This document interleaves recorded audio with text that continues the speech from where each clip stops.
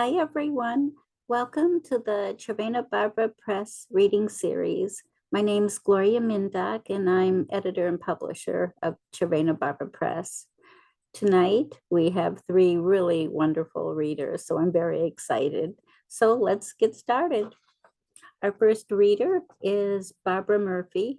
Her work has appeared in journals including Green Mountains Review, Threepenny Review, and New England Review. She is the recipient of a Vermont Arts Council Fellowship. A collection of poems, Almost Too Much, was published by Červená Barva Press in 2015. A second collection, The Unfinished Family, is forthcoming also from Červená Barva Press in 2023. Her essays have been published in the New York Times, Full Grown People, and Meat for Tea. She lives and writes in Vermont. And I give you Barbara. Thank you all for being here in our new virtual universe, and Anna and Bill for sharing this hour with me. Deep thanks to Gloria for all you do for poetry and community, which we need more now than ever before. And being a Cervena Barva author is just a privilege of my life.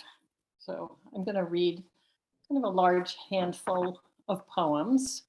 The first one is one that I have never been able to consider finished or settled, but it feels so timely, I'm going to go for it anyway.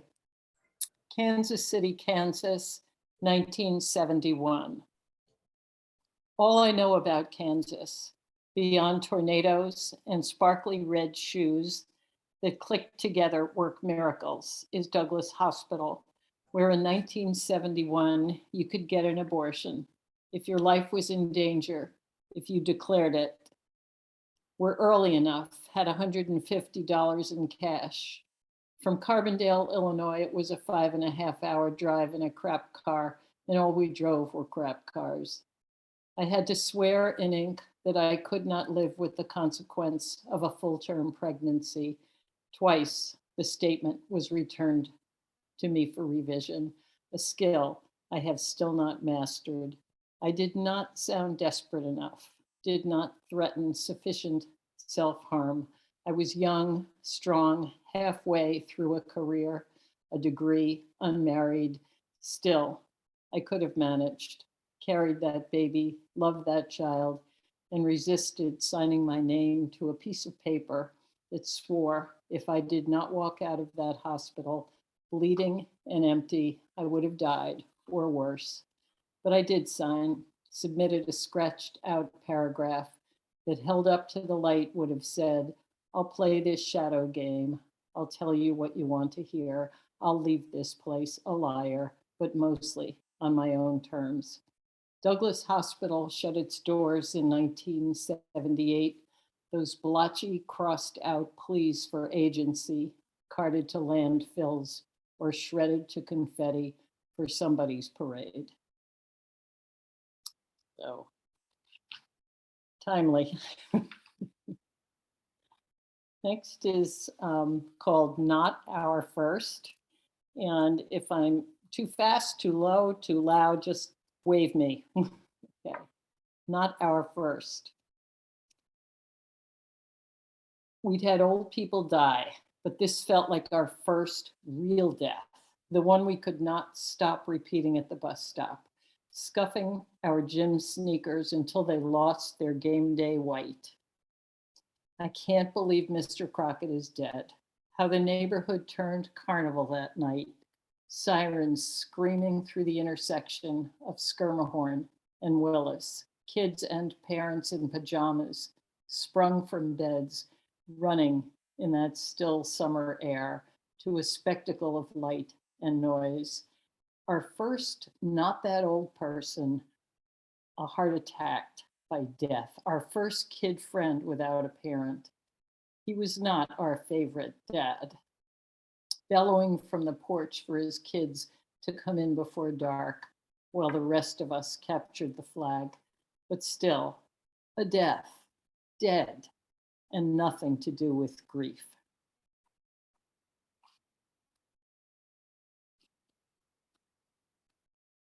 Now back home. when he fell down the stairs, blind, as they say, drunk, his eyes bleary for sure, but wide open, nicked a small hole in his forehead on the banister tip, and a persistent stream of bright red marked his trail. It's not the violence I remember, though the fury was of a type I still register when I sit still and think rage, Dad, late night. It's the rag, white and bald in his hand as he retraced his steps, cursing and nursing his wound, shaky hand holding his head to swab the rose red smudges from our white walls, meticulous in that way of someone trying too hard, too late to undo. It's done, I would tell him 60 years later. Walls wiped, house sold, marriage dissolved, you and our mother dead. The rest of us went on, stumbling in our own foreseeable missteps, clutching in fierce, dumb hands our own bunched up cloths.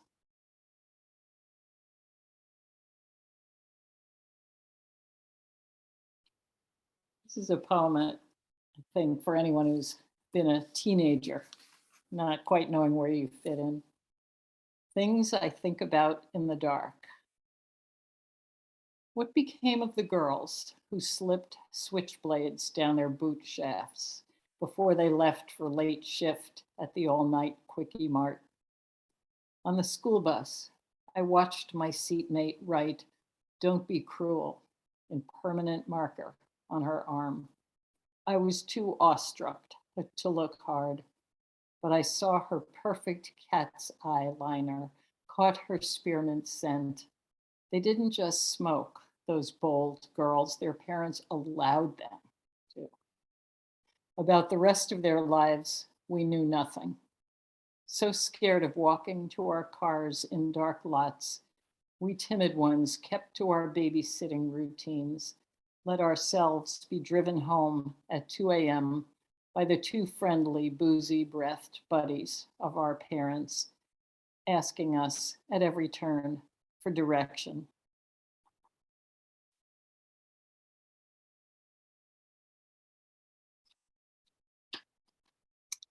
This is when the new rink opened. My mother's skates were holdovers from the days when her high school yearbook named her Miss Happy-Go-Lucky, and for a nanosecond, I saw it. The corners of her eyes lifted, a mittened hand raised high. She glided by, away from us, my father, ridiculous, in blood-red earmuffs. All of us mismatched in wet wool. We skated just that once, but it was enough. On the drive home, we cried as our feet thawed, but we had chipped that sharp ice with our dull blades, etched small cracks on the glaze.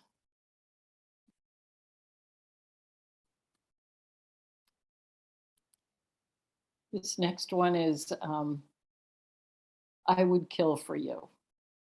I would kill for you, my mother swore more than once. She did not lay praise on flawed essays, over-reliant on the passive voice, or tedious art projects whose golden macaroni bits didn't last the bus ride home. We were drawn to such extremes, we who had never braved the space between all and nothing. Did she know we would never need her to murder for us, hoist a car from our crushed bodies, astonish us in her slim sundress and lovely bare arms?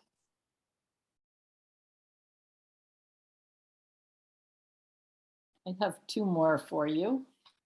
And I realized that as I was ordering this, that both of them are attempts to move towards wisdom. For this one, I thank Nancy Mitchell for the last few lines and so much more. Funkin' Wagnall's Standard Encyclopedia. Each page was edged with gold leaf. $2.99 added to the grocery bill. We grew terrified of skipping a volume, missing, say, FAL through GRO, leaving a family-sized gap in our knowledge of famine, Florida, getaways, or Greek ruins. My mother aimed to fill a shelf as we made our way slowly, afraid to learn too much, but starting to love the world we'd yet to see from our small house, its walls porous enough to put a man-sized fist through. In the same determined way, my mother built a collection of Melmac dinnerware, week by week, piece by piece. Look, she'd say, before shaking out morning cornflakes, pouring milk. It's called Dusty Rose. See how the inside glows. And I'm going to conclude with a poem called Dharma Talk. Sit with it. Sit into it. Let the long bones of your tight thighs drop onto the cushion. If they throb, let them. Breathe with them. Juddering, shuddering, ragged sounds. You could let your mind fly out the window, straight across the trash bins, overflowing with limp pizza boxes, into the grimy bus stop glass smeared with teenage love notes in breath-drawn hearts, where someone else is just trying to breathe her tired way home. Thank you. Our next reader is Anna M. Warrock. Publications include From the Other Room, Slate Roof Press Chapbook Award winner, and the chapbooks Horizon and Smoke and Stone. Her work appears in Kiss Me Goodnight, an anthology on childhood mother loss, Minnesota Book Award finalist, for what she also wrote the introduction. Besides appearing in the Madison Review, Harvard Review, The Sun, Phoebe, and elsewhere, her poems have been set to music, performed at Boston's Hayden Planetarium, and permanently installed in an MBTA station. And I give you Anna.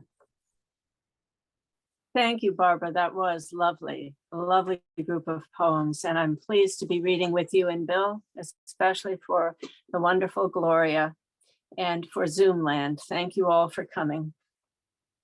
These few poems are about perception and misperception. There are a couple of free form sonnets in here as well. Self-portrait with recycling. Like in a photograph, sunset tints the bus windows, riders looking out. You watch lurid pink and purple clouds traveling down the street. At 2 a.m., you enter the kitchen, where fluorescent rays stretch over airspace from the neighbor's kitchen to your window above the sink. Enough to see by. Is the car parked at an angle theirs or the tenants? Do they take out their recycling? Do they bolt their tables to the floor? Does that tree, a shadow in the corner, have ash yellows, and is it dying? Later, your older face, who knew? Everything looks so far away.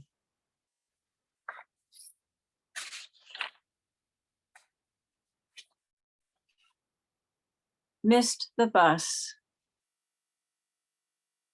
As I watch the bus jerk down Highland, I wonder, if I had boarded, could I have left my grief behind, joined the strangers all gone shopping? Meanwhile, my grief bags up this moment of a thing missed. Faking casual, it shuffles ahead, fits its foot into a nameless wet shoe print on the cement. dips low over leaves and mud, inhales the rotted coffee odor of dirt, that cemetery smell I recognize from only a week ago. My grief nods, opens the bag as it hears my beloved's voice saying again, he's going to miss me, as standing on any sidewalk, I miss him, a place I cannot leave.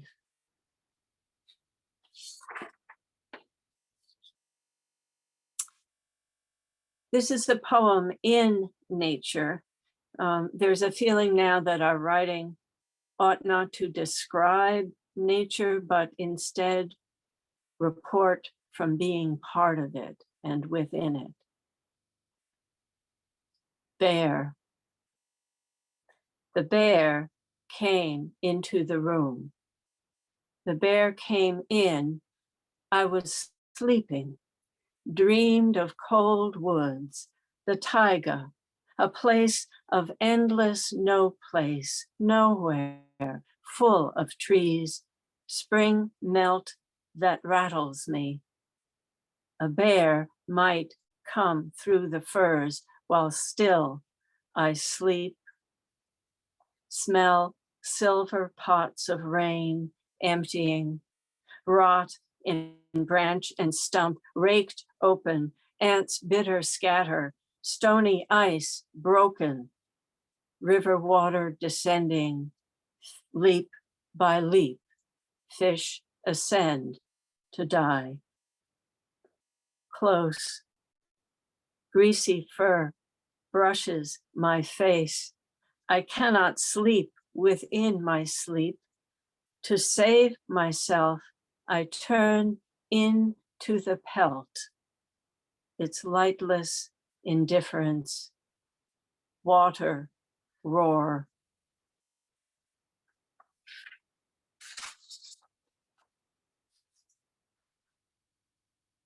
Osip Mandelstam, Russian poet, has a sonnet on insomnia, which sparked this, along with my own insomnia. The first phrase in this poem is the same as the first in his poem. And this work references art by Rodin. And the helmet maker, after Osip Mandelstam. A hard night. The helmet maker's wife staring from her pose on that anvil, bony arms, breasts, nipples on empty sacks, head down. Still, she scents my breasts, clutch of flesh in my lover's hands. When I saw her at 17, I thought Rodin forged her into a radiance. Angled arm and splayed hand, bent knee, and that he had abandoned the perfection of the kiss, though, and I came to this, how close she is to death. My mother died 1 year before, the same thin arms, swollen belly, diseased. What is dying for?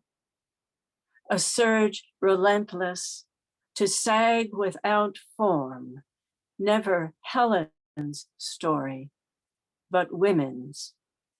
And on the hymn of art, I was the beautiful was.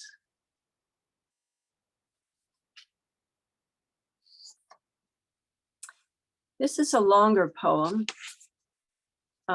self-explanatory.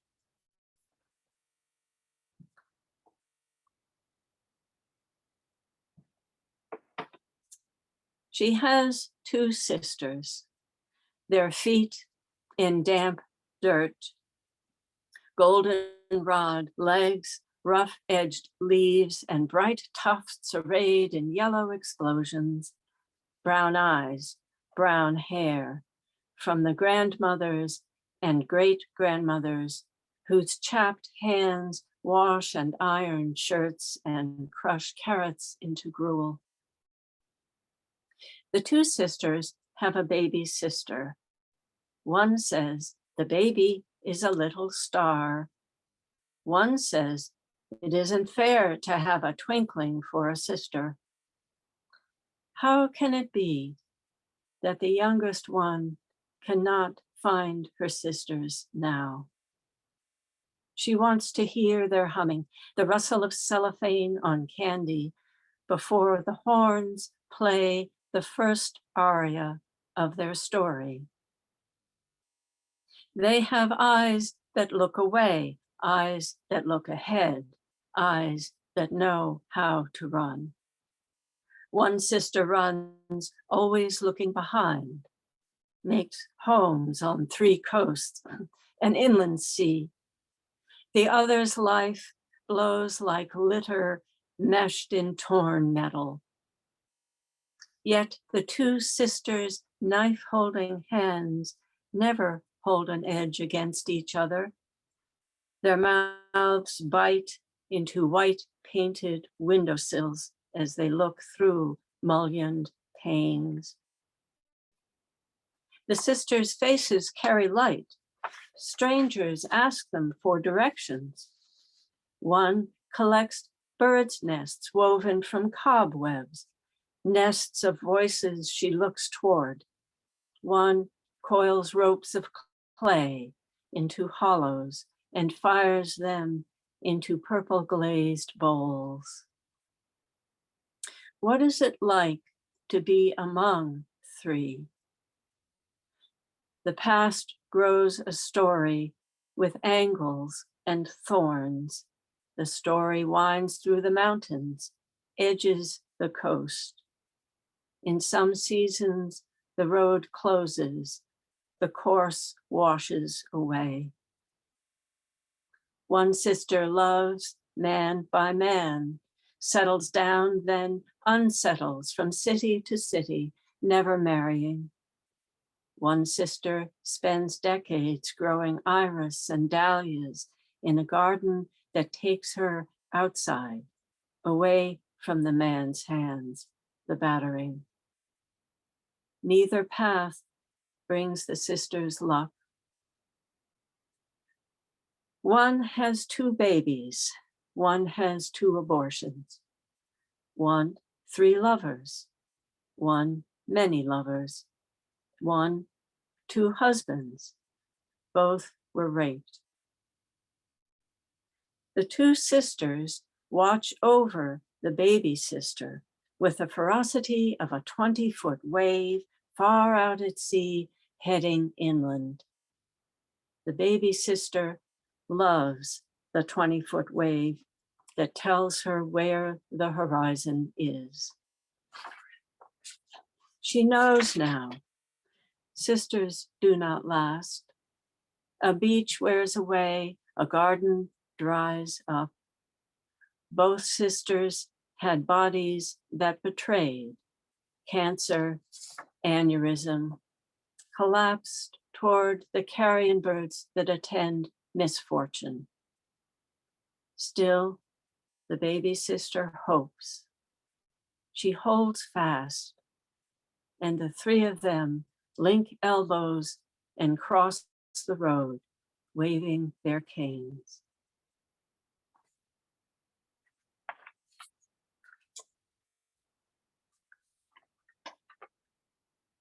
Two more.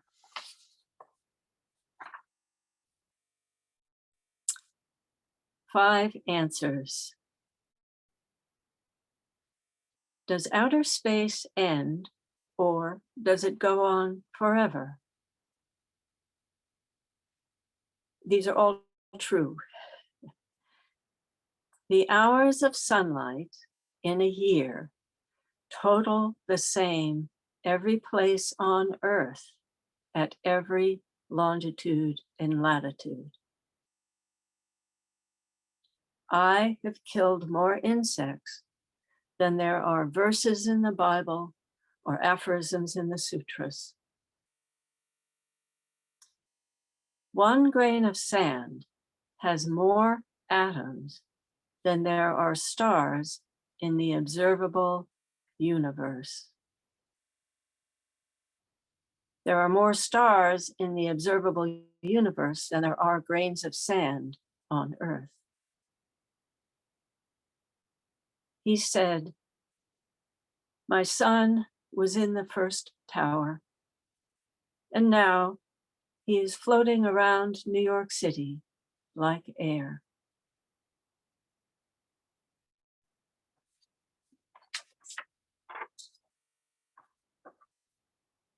Musica Universalis. I rock back and forth on a large boat, which carries my 19 notebooks, print and script in my hand, in ink, blue, black, green, red, stapled wound wire and glued bindings. Awakened by a phone alarm, stopped with a fingerprint. Check the news. A huge brown buffalo, face on, horns arched from curled fur, symmetry of eyes forward, could be about to say something. Today, Mars and Earth trade lines of code, send data to scientists. Some blips and pings become pictures. A wind backs into the microphone. Out-breath from a planet colonized by devices. In England, a farmer discovers an old man and a young woman buried together in a Saxon grave. Each has a spear, a shield, a knife. I empty my grandfather's ashes into the Atlantic. Waves take the dust and bones. Chili for dinner. I'm being called. Still snowing. Thank you. Our last reader is Bill Yarrow, a Illinoisan, yay!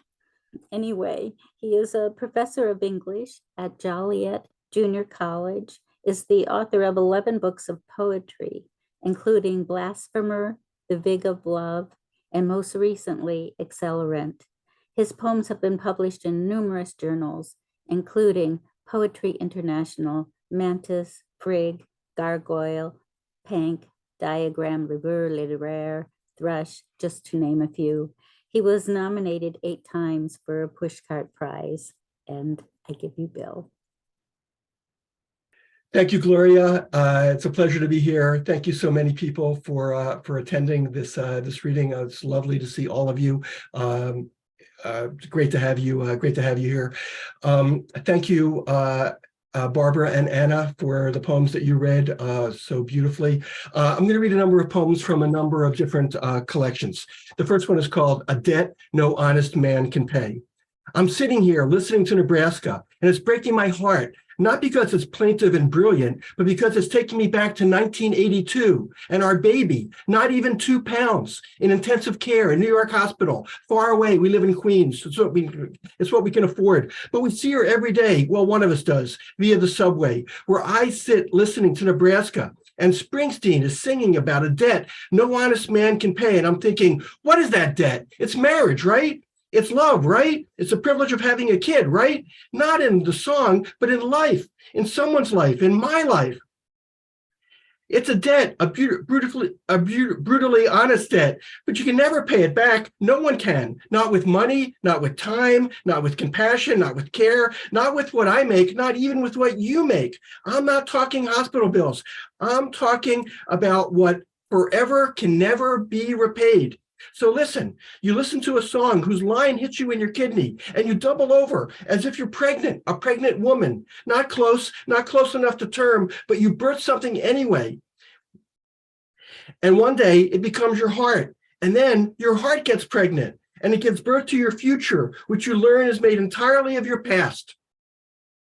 A past in which you're listening to a song, a concept, a whole album, again and again, over and over. The album, Nebraska, which never gets dull, never gets tired, never gets old. And this one is called Whiplash Marriage. A wrench flies through the air and cracks your windshield. It's the unexpected that makes life so smashing. Like walking along a lake and seeing apes come out of the water. Like talking to a physician about the half-life of hope. Like waking up to the sound of pleading. There are many ways to begin to die, but one is not surprise. We all have an aging uncle who offers in his handshake the strength he still pretends. He's married to a petty woman of endemic energy. They sired your most obnoxious cousins. I wish I had a mirror implanted in my brain so that I could see my life less directly than I do. I had a dream that daylight needed repainting. I called my uncle in Kentucky. He said he'd take care of it, but then he died when his car T-boned a dove. This one is called Blackish by Reason of the Ice. The title comes from the book of Job, as do a number of phrases in the poem itself. Blackish by reason of the ice. I was in the basement. I was in the basement with Sarah, who was reading Job to the baby. I was standing in the basement thinking about Uncle Conrad's terrible black tie, 100% polyester, which he wore to the funeral last Tuesday. I was in the basement with Sarah, whose eyes were eyes of flesh, whose eyes were like the eyelids of morning, who had made a covenant with mine eyes. And I said to her, Sarah, do you taketh it with your eyes? And she said, what? And I said, do you taketh it with your eyes? And she said, stop being stupid. Can you hold the baby? And I said, I had not been as infants, which never saw light. And she said, sharpening her eyes upon me, take the fucking baby. And I took the baby, and I rocked the baby, and the baby rocked me. And as I comforted my son, and as my son comforted me, I remembered they called Edward Dahlberg the Job of American letters because he suffered in his art. Many there are who labor like slaves and suffer neglect. Does that make them Jobs? Sarah, I called, do you taketh it with your eyes? But she was lost in the text, and heard me not. And then for just a moment, I too felt lost, like a child, like someone who meets with darkness in the daytime and gropes in the midday, as in the night. Of course, I know we cannot order our speech by reason of darkness alone, any more than Uncle Conrad could have worn a different tie to the wake. For life is wind and death is astonishment. Sarah, I implored, take the baby, for he hath made me weary. And Sarah took the baby with her eyes. This one is called This one is called Ways of Seeing Karachi. I had become interested in Karachi, Ludovico Karachi, Bolognese contemporary of Shakespeare, early Baroque artist, cousin of Agostino and Annibale, whose 1612 painting, Body of Saint Sebastian, thrown into the Cloaca Maxima, is a masterpiece of the frozen moment. Sebastian is limp in a sheet, supported by muscular soldiers. His hands hang down, his eyes are shut. Is he asleep? More likely unconscious. After all, he is about to be thrown into the great sewer of Rome. Unless one rotates the image, then he becomes beautifully vertical, his dreaming body like a sleeping bird floating in warm, soft air. Then the closed fists and the flexed forearms of the executioners are seen impotently attempting to hold him down, but nothing human can prevent his rise. Lurid psychosis. On the advice of a friend, I've stopped dreaming.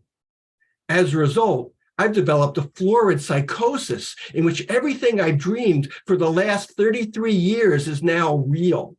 I have new friends, a new job. My dead relatives have all come back. I'm half my weight, have all my hair, reside in Prague. It's February 1924. Kafka won't die until June.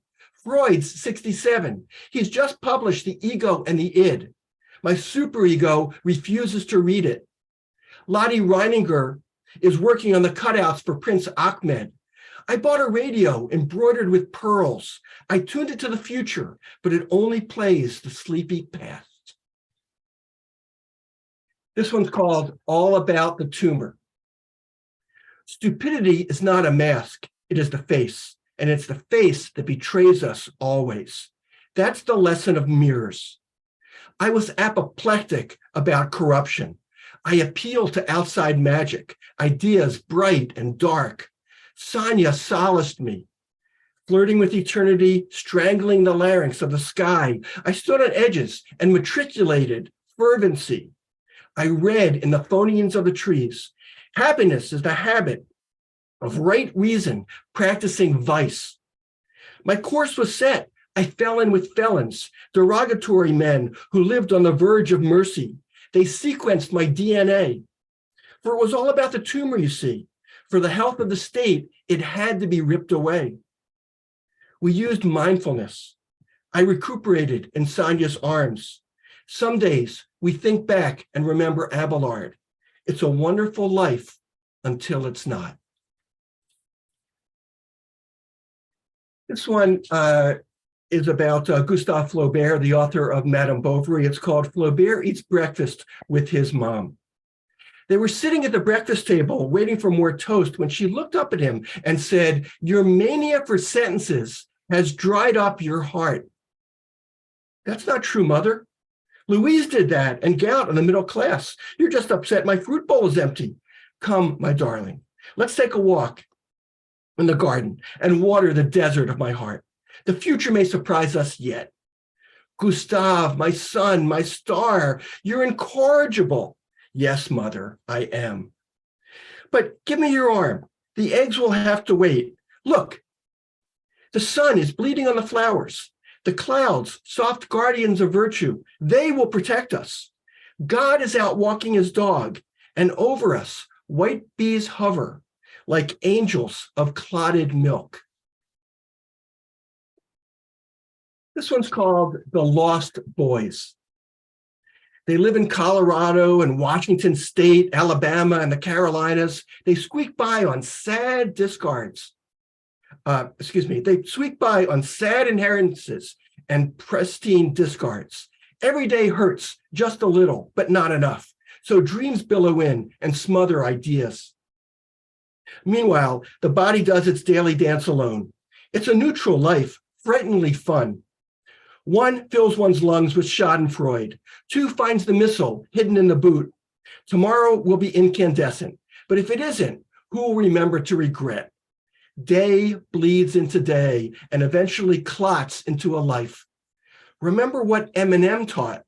Let your longing be your GPS. This is called Bats in the Catacomb. It begins innocently in the third person, but ends defeated in the first. The sun improbably begins to thunder. The hills impossibly begin to rain. Black dew appears on the lintels of the paupers' doors. Garter snakes form an alphabet decipherable only by birds. From the wind, we learn there's a knotted form of everything. Across the world, nothing is aligned. Not ecstasy, not loneliness, not jobs. Dreams of being a millionaire are replaced by dreams of being a billionaire. That is to say, breakfast is no longer being served. Talk is so cheapened, the language of desire turns primeval. This one's called Bees in the Eaves. We write in darkness. We love in alleys. We breathe into beige paper bags. Anything to mollify the confusion, anything to simplify the math. I am beset even by rest. And when I close my eyes, the world is still macaronic. I feel for the wolf about to be trapped in the landfill. I feel for the crab about to scamper from the net. I feel for humanity when the brightness of sick knowledge falls from exorbitant air. But remedies abound. There's a remedy for everything and a remedy for every remedy. Speaking to the dead. I didn't hear your last words or see your last eyes. I didn't reach you in time. So I sat by your corpse, silently saying goodbye. I am in that process, not sour, not sweet, that yoked speaking, which can't because the heart won't let it utter its whispered last word, but stutters instead like the awful-eyed idiot of love, stroking a hand and thinking it's speech. Nothing pulses now from your cold, dead palm. No sounds exit, no language leaks. You're beyond the infinite weakness of words. I'm still in their thrall, caught in the thrashing eloquence of unregistered, inarticulate emotion. What does death do? It petrifies pain, reifies loss, installs nothing new, revokes everything else. Turbulence. Give all to turbulence. Give all to risk. Let the rich membrane rip. Turn the volume of raw squawking up. Invite riot. Steep tumult at your table. Punish politeness. Decorum is a villain. Moderation an assassin. The only chance for happiness is to excommunicate all calm. This one is called There's No Crying in Poetry. There's no crying in poetry. There's no crying in poetry, says Coach Bukowski, barnacle gnarled, stomping on the ground behind third base. But the poetry pitcher is crying. The poetry catcher is sobbing. The poetry shortstop is bawling. The poetry center fielder is doubled over, weeping bitterly. Bukowski shakes his head. Jesus, how the hell did I wind up here? He yells, hey, there's no crying in fucking poetry, you hear me? But no one on the poetry team is listening. But in a beer garden across the street, the bar poets looking up are waving their gloves at the ball sailing toward them. They stretch their hands above their heads and call out, I got it. No, I got it. I said, I got it. And then they collide and lie like kinks in a tangled hose. The ball lands and takes a bad hop, hits the barmaid smack on the lip. Don't you cry. Don't you dare, she hears Bukowski saying. And though it really hurts, and though she really wants to, she doesn't. Last two. This is called Artifact. The only thing I have left of my maternal grandfather is a small handheld mirror made of ivory. It sits in the upstairs bedroom dresser drawer like an only child. I have yet to see myself in it. And I'm going to conclude with this one, which is a newish poem. It's called Root, Cultivate, Bloom. Leaving the door unlocked behind her, singing wistfully to herself, she inspects the whirling insects on her new tomato plants. Their presence unsettles her heart and unhinges her fettered mind. The bugs remind her of her ex, ruining beauty, marring the future. Something delicious will grow regardless. Her daughter calls from the house. The soup is boiling over. She rushes in and salvages dinner. There's still some comfort to be had. There's still some comfort to be had in love, whose promise isn't wholly dashed. There's still some comfort to be had in family and familiar rituals. Repair survives remorse. The garden will, like dreaming, soldier on. Thank you very much.